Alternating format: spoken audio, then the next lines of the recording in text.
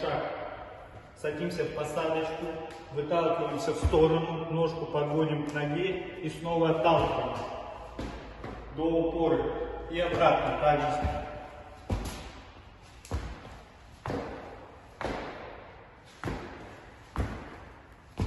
При этом ножки всегда в посадочке.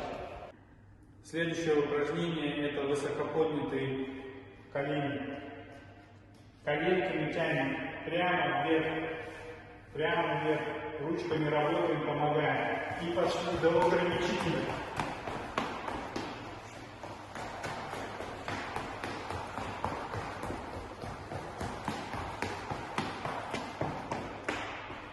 И таких 20 секунд, ребят.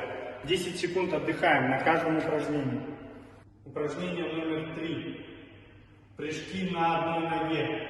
На правой ноге будем делать 20 секунд. Также ножку согнули. Носочек смотрит вперед. Ножку не разворачиваем в сторону.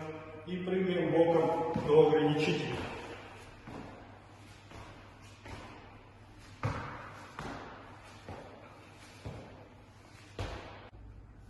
Упражнение номер 4, то же самое на левой ноге. Ребят, ножка согнута также, носочек не разворачиваем.